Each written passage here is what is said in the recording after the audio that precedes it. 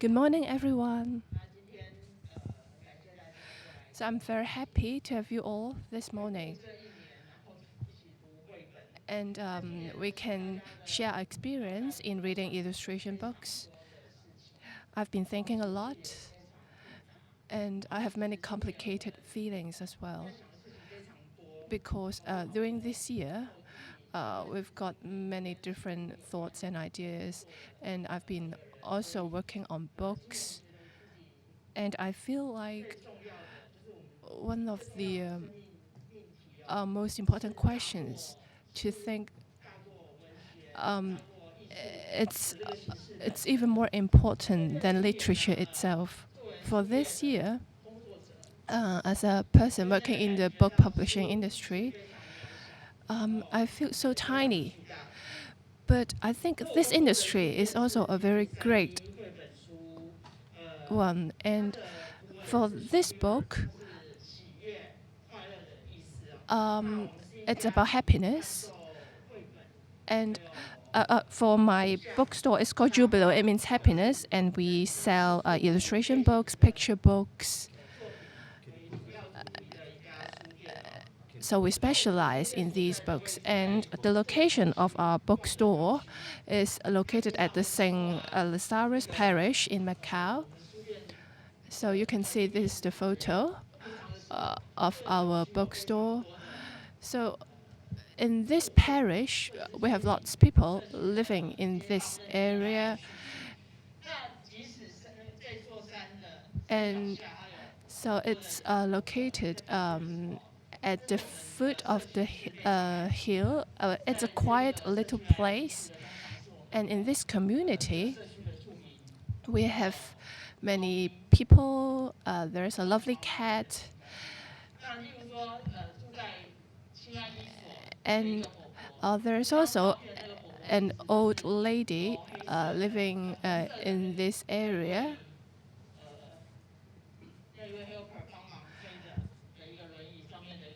And you might be able to see an old lady sitting on a wheelchair in the photo, and she's guarded by a helper every morning. And her helper will bring her out every morning.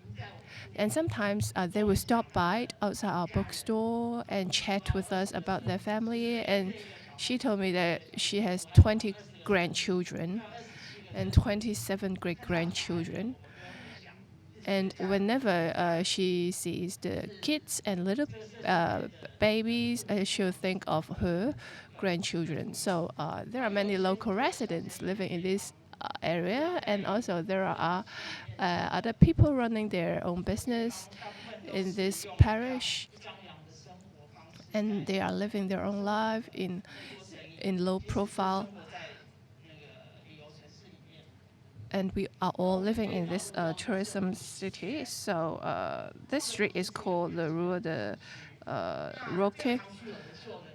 And it was originally named Zhen Gao Wei. So it's actually the St. Lawrence Parish. It's the place where the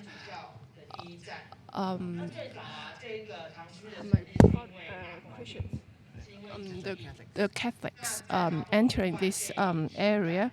And it's also about the lepers who were exiled to the leper house or colony in Kaungou in Macau.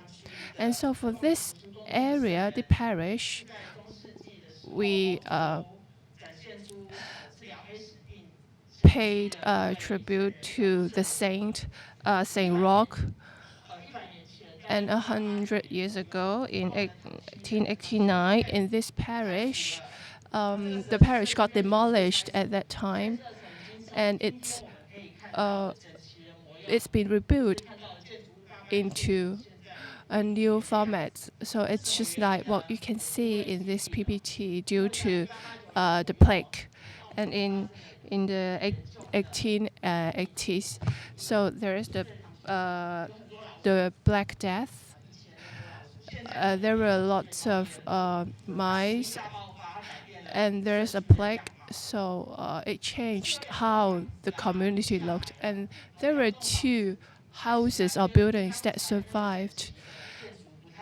And it looked different from the other buildings in the area.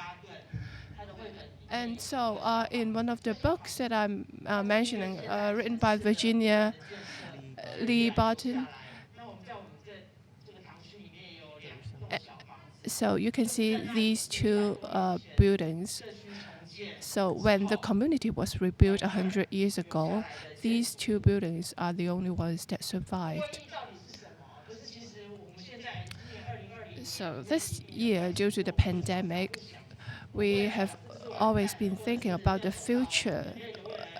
So what's going to happen in the future? And for human civilization, it's always dynamic. And 100 years ago, due to the plague, we were affected. Until now, the public planning and we also think about how we can improve the city and also the city borders. And for example, one of the most famous Macau writers, Henrik de Fernandez,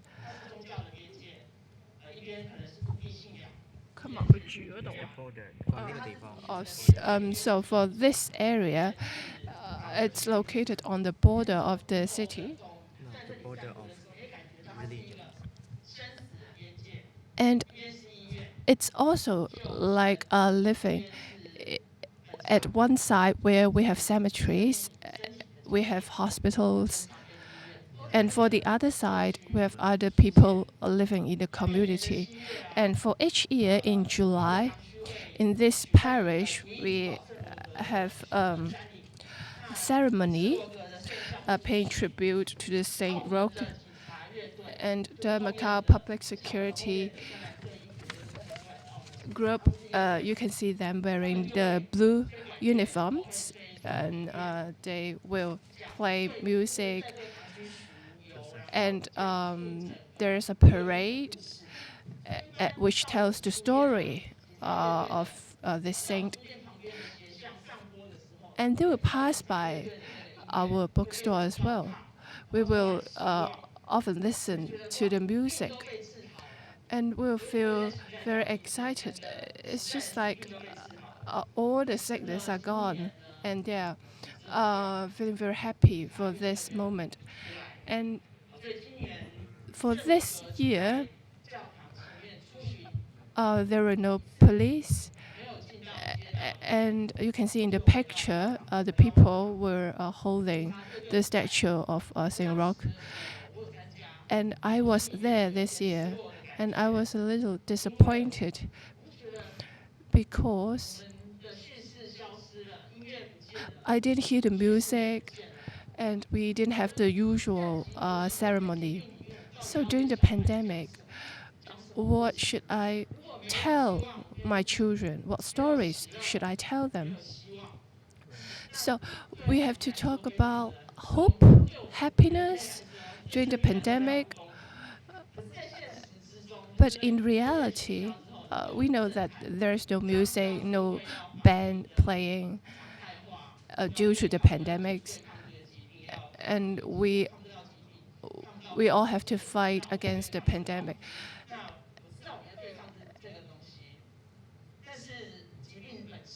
But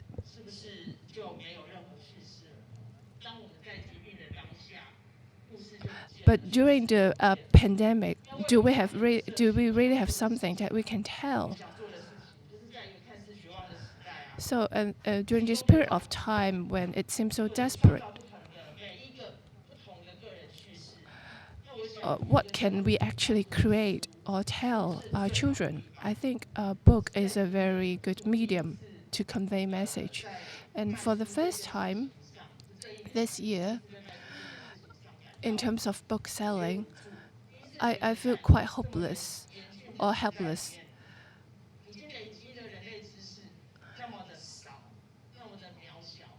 I feel like we are so tiny in front of the sea of knowledge, and many schools were closed during the pandemic. And we read about this book written by Andrena. And there's a quote from the book. War was never able to tell stories. We felt so helpless. And my daughter told me about how she felt after reading the book. She said the book reflects the reality of nowadays. Sometimes when we feel like the content or the topic is so far away from us, but now it's actually happening. So I feel so complicated. We all have very limited knowledge in things that we know, and during this difficult time, we need to nurture ourselves with book and culture and stories.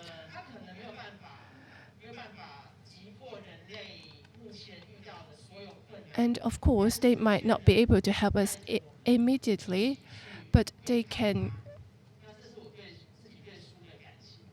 nurture us with the spirit to carry on.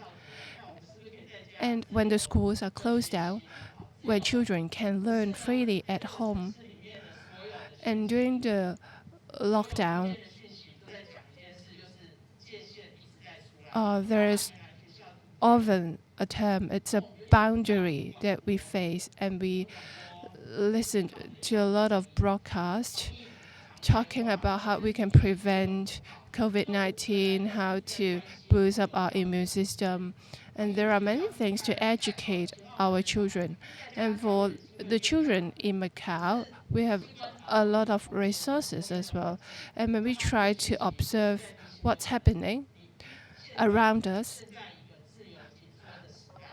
we are actually living in a very free state.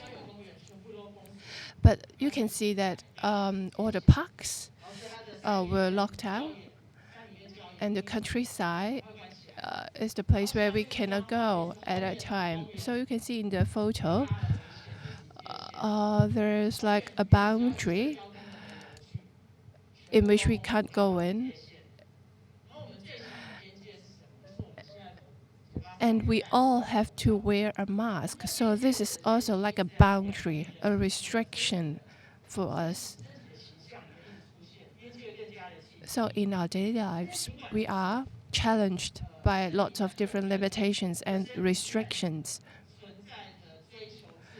But we still have the ability to pursue what we want. And we see that there are many children in the park or in the amusement park with children who can't go back to their schools. They were all playing. And there are lots of residents showing up in places which they don't normally go because they can't go traveling this year.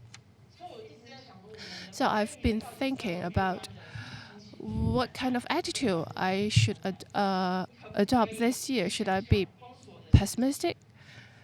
And during the lockdown, what kind of power should I instill in them? And I think we should focus on self-learning this year and the pursuit of freedom. So self-learning is even better and more important than reading. We can call it a gap year this year. A year where we can slow down our pace for adults. What would you like to talk to the student, talk to the children?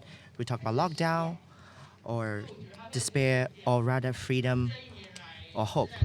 This year, these two are the two perspectives that we can look at in 2020. I believe there are some space and possibilities that we can found. Children literature.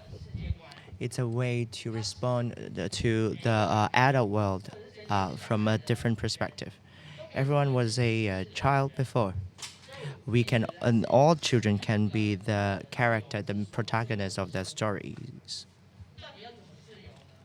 Freedom, how do we talk about freedom? First of all, don't be afraid to talk about fear. Close your eyes and think about what you fear the most in your heart in this year. Can you tell the people sitting next to you what you're most afraid of? Anything you are afraid of, what you fear about. Are you afraid of your sisters don't fall asleep? You can secretly tell your mom what you're afraid of this year. This year, lots of children, they ask, hey, mom, will you die? Or will I die? Will I get sick? They keep asking questions like this. Pandemic is scary. It's very terrifying. Yet, there's this do you still remember when kids, the first story that the kids invented to you, do you still remember what are that? What kind of stories they created first? So in a field trip, in the anthropological sense, when it comes to researching children literature, we realized that the stories that children created, very scary stories.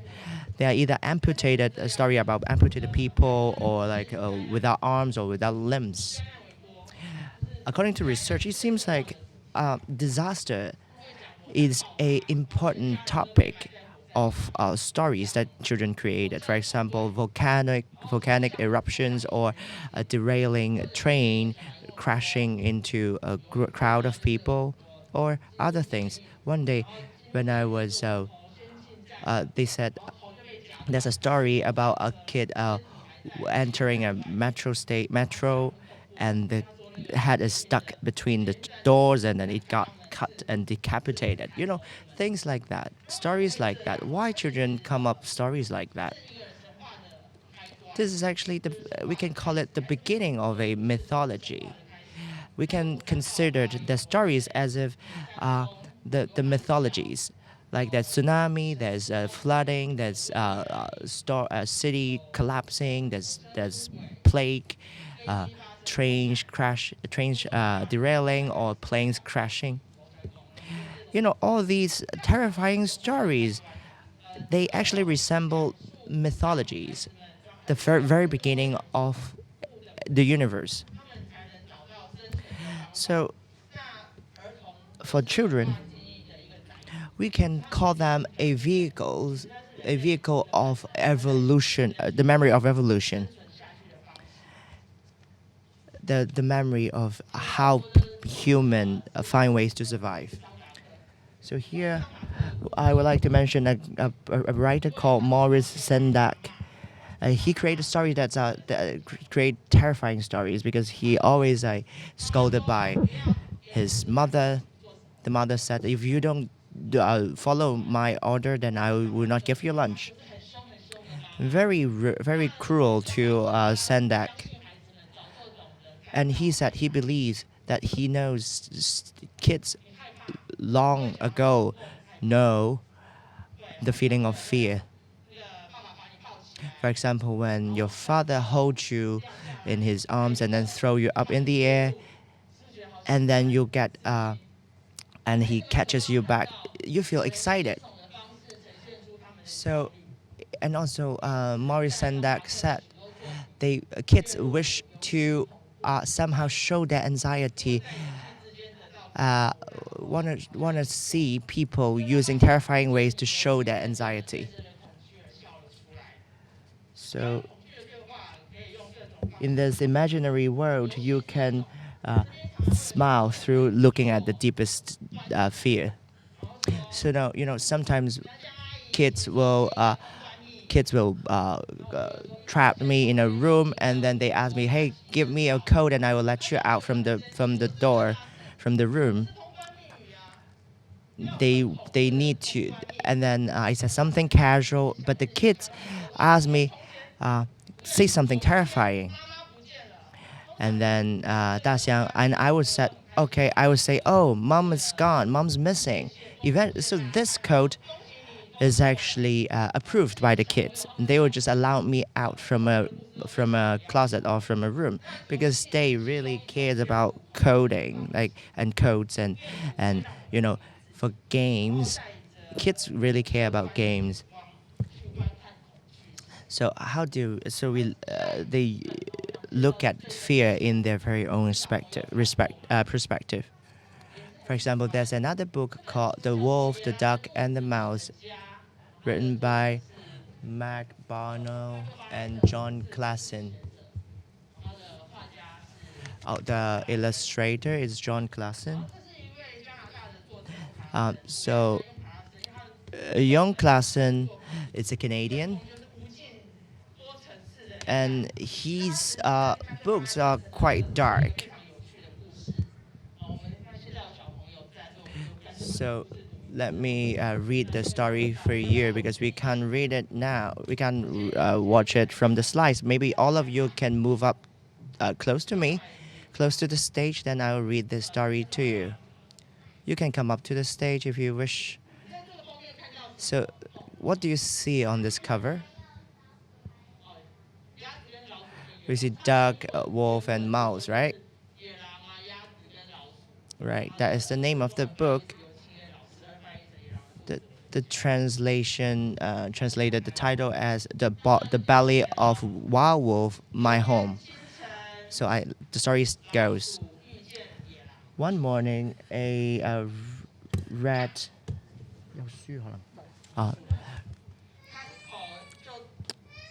There's a rat got swallowed by a wolf. Oh. The rat says, I'm swollen. I'm swallowed by the wolf. Be quiet. There's a sound saying, I'm going to sleep now. Oh, who's that? Who's this voice? Lights on. There's a duck lying on his bed. The duck asks, Eh? The mouse, Eh? What's wrong? The duck says. Is it midnight already? The duck asked. The rat look around. Yet it's just daylight outside. The duck said, Really? It's really hard to tell day from night. I really wish there's some windows in this belly so that I can see. Never mind, let's have breakfast here. Ooh, the breakfast is very nice here. The mouse asked, why you have jams and you have all this food? And ducks eating bread and toast.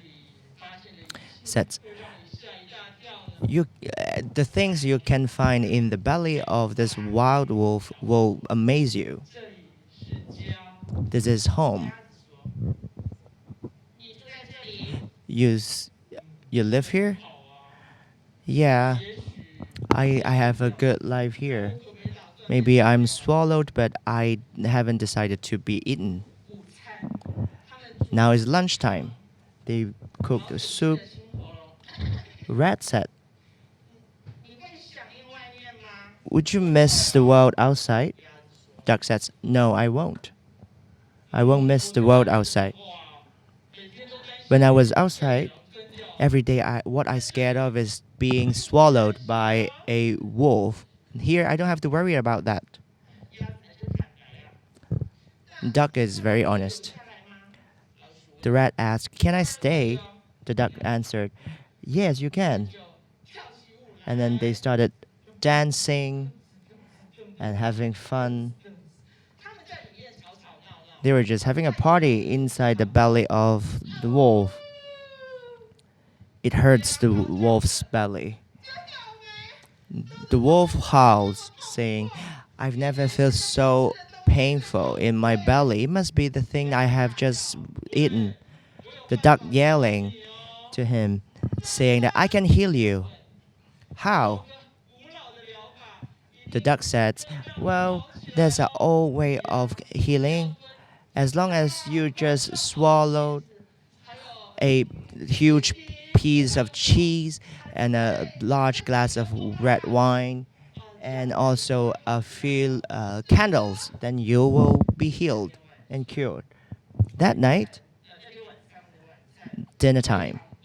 That was a very good dinner. Duck is proposing a toast. Wish you good health. Here we can see the wild wolf is really suffering a lot. He feels he's going to explode and he can barely move. At this moment, there's a hunter. He heard what the wolf's saying. He secretly approached the wolf.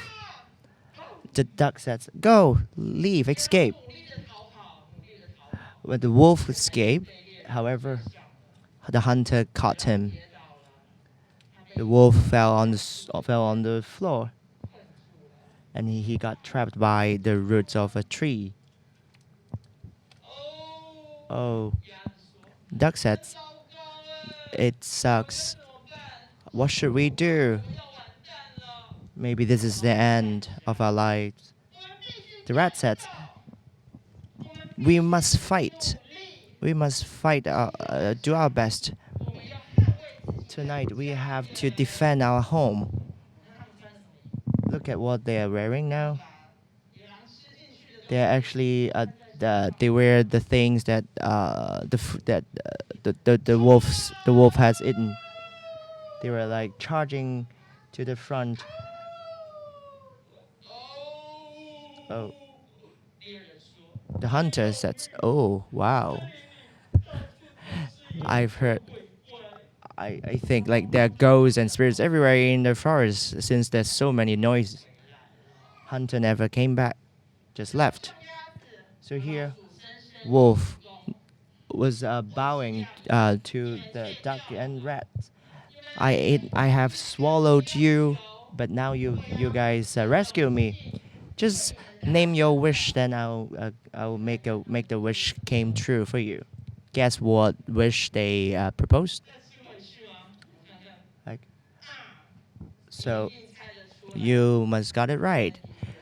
The duck and rat, they actually got back into wolf's belly. This is why the wild wolf will howl towards the full moon every night. Every night. Why? This is the reason why. So this is the end of the story. So it's just weird that it can take in so many strange food. So this is quite a terrifying story. And so it talks about a mouse being swollen by a wolf. And you see the hunter comes and they have to fight. So you can see their style of drawing is quite dark. And so there is also another story which is very interesting. There are 3 friends. And so you can see this in this picture. So there is a circle, a square, and triangle.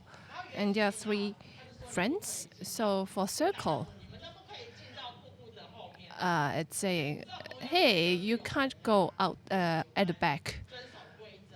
And you have to follow the regulations. And then the triangle comes in. And so circle is in search of triangle. And so a circle goes to the back of the canvas. And it's very dark. And so circle is searching in the dark for a triangle.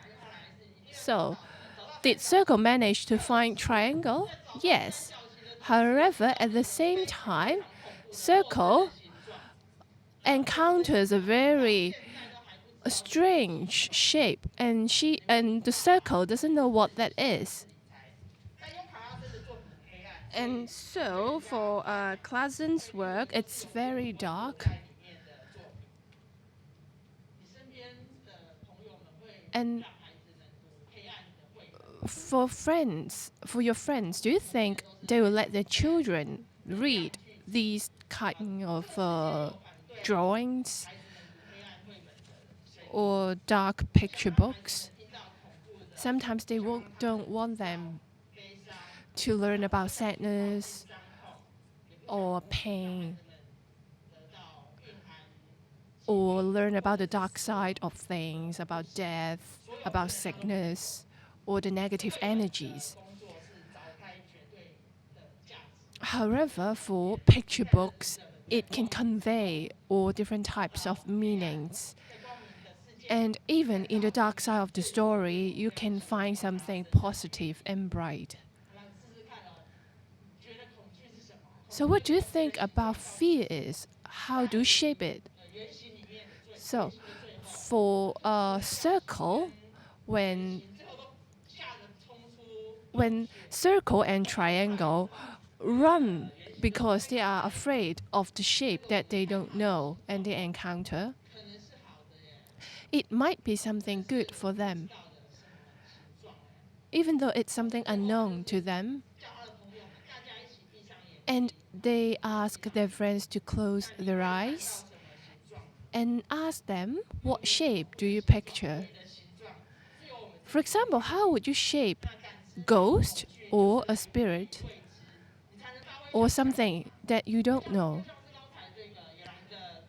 And you see in this picture, and the duck is surrounded by fear because it's inside the stomach of the wolf.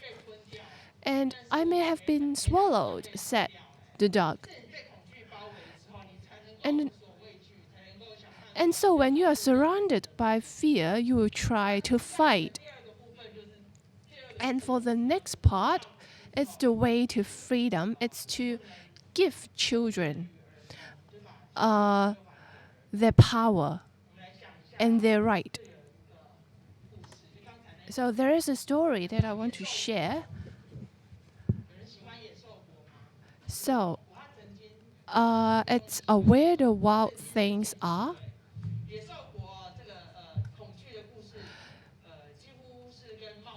So for this story, it's quite an adventurous one. So when you think about your childhood memories, which story is your favorite one?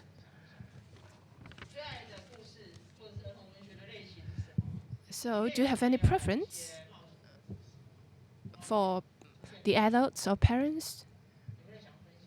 Would you like to share with me?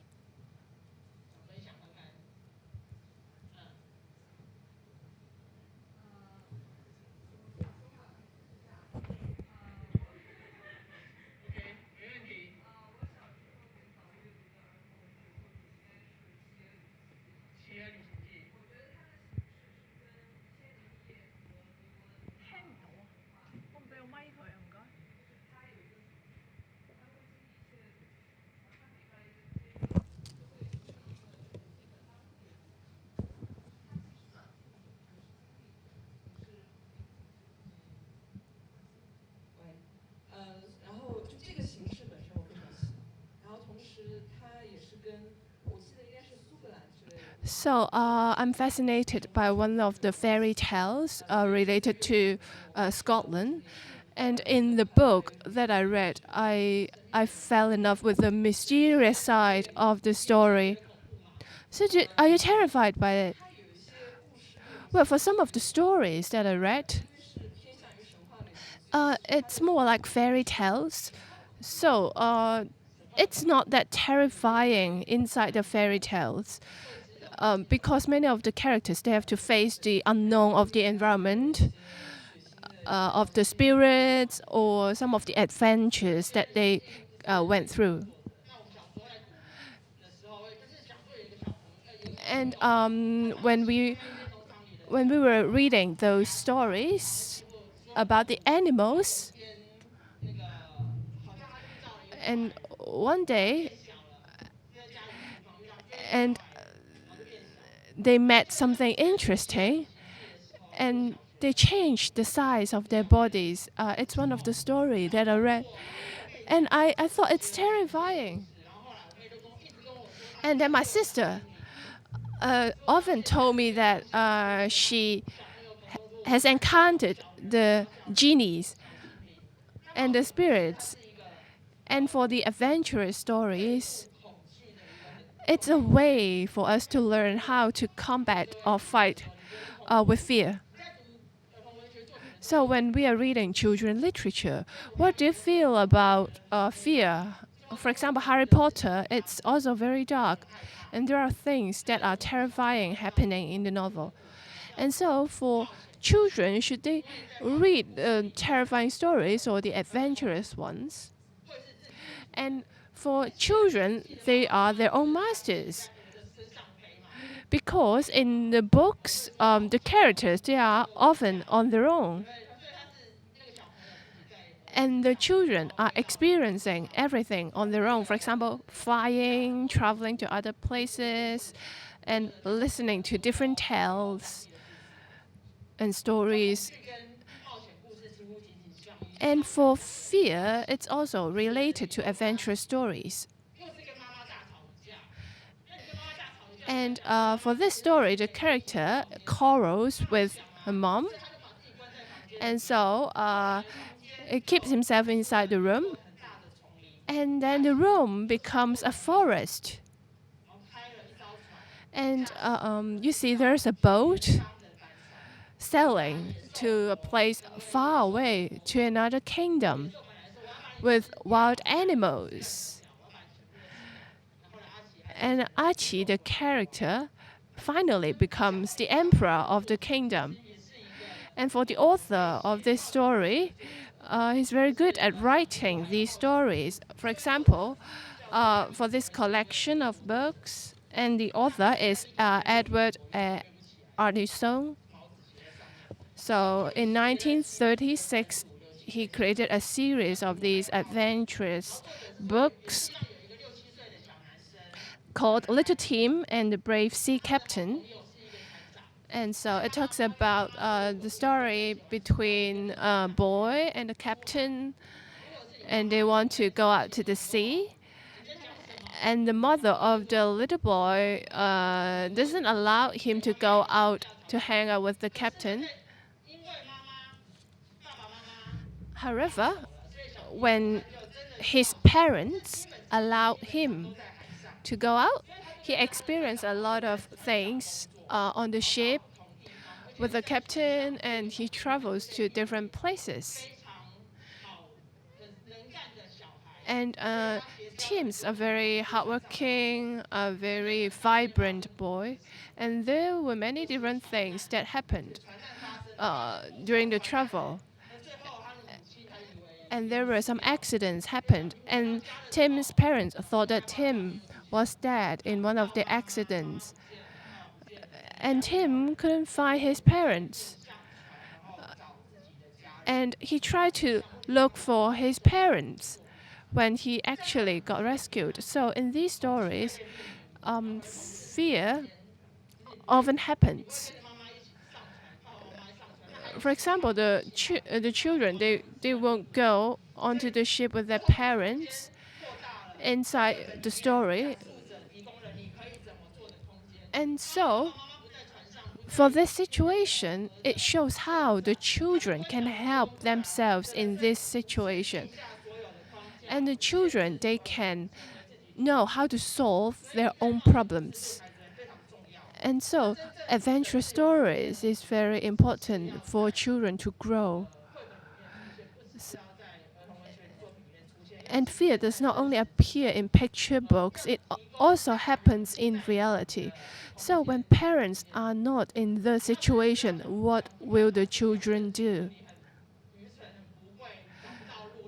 And in the book, it will also show that the children might get lost and they don't know what to do. But they will learn how to survive in the end. And so it's a reminder for parents to let go of their children and to let them have their own rights and their own decision. And another book that I want to introduce to you is the PP Long Stocking. So it's published by a Swedish author. So PP is the name of a girl, and she's 9-year-old. She's very powerful, and she's got like 2 plates, and her hair is red. And she's a very powerful girl, and she's got a horse. And she lives in a cottage, a very messy one. I think moms, when they look into the house, they will want to tidy it up. And PP doesn't. PP's mom passed away, and PP said that her father was the king of a kingdom in the north, in the south. However, actually, her parents passed away, and she learned how to make her own breakfast. She make her own pancake and coffee, and so you can see when she's making the pancake, she's making a scene when she's breaking an egg. She also makes gingerbread. She's making a huge amount of gingerbreads, so she can only make them on the floor inside her home. And for children, this is something real. This is because they see everything possible, and they try to think what is real in a space, and how you can fight the evil or the things that are bad for them. So is that something absolute? As parents, people will ask their parents, should they be kind on bad people? So there are 2 homeless people who are in town, and they see PP counting on the coins. And that night, PP didn't sleep. And so I think many of the kids are also not sleeping at night, right? And there's a thief who ran into her house, and then PP tried to catch him. And then PP invited the 2 thieves to dance with her. So she invited them to play a Scottish flute and to dance with her. And so she invited them to dance with her, and they are not sleeping. And the 2 thieves were very tired, and PP served them bread and cheese and gave them, each of them, a coin. It's very important to safeguard your own property, but can you actually share them with strangers? So PP has got many coins, and she's very kind, and she's willing to share with them. So is PP a respectful person? Is a PP to tolerate to bad guys, or what? Or about just out of politeness? So all of these questions we ask. In children literature, is not only giving space for kids to grow independently, but also giving the society, people in society to grow. Because in the children literature, the whole human society has been debating many years about the kid children's right. For example, in Macau, a few years ago, there's some bad things happened to children abuse. Yet the policemen didn't know how to investigate and how to talk to the traumatized kids. So that can be a second wave of trauma caused to the kids. So how do we take kids as as a independent autonomous subject instead of products being managed? According to the Convention of Children's Right, we need to put the rights of children to the very center stage. For example, Janus Kartek says, kids have right to die. Kids can have right to be themselves. Kids can have a right to live at the present. Kids have the right to have freedom to express themselves. All of these rights that the writer Janus Kartek sets. According to the Convention of Children's Rights, under this pandemic, there are many countries and the leaders, they were actually using their ways to talk to kids directly. The leaders are saying that can we just empower children so that they can talk and that they can express. So when it comes to picture book as children literature, these are not only books for children to read, but also it actually facilitates a cross-generation conversations. We would like to, usually for those who can make changes are adults. They have the rights to make changes.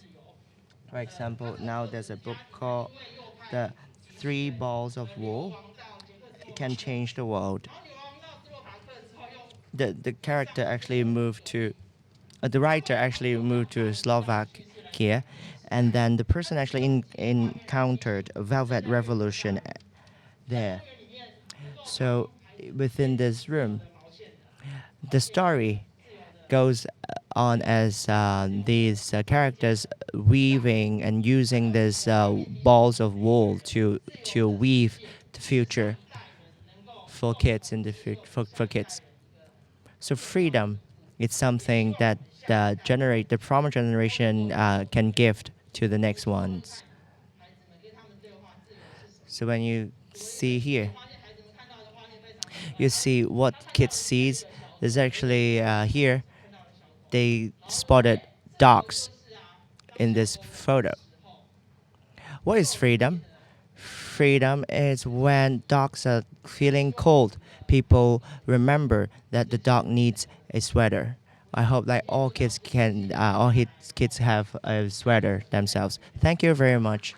Thank you for your participation today. I hope we can have future opportunities to discuss.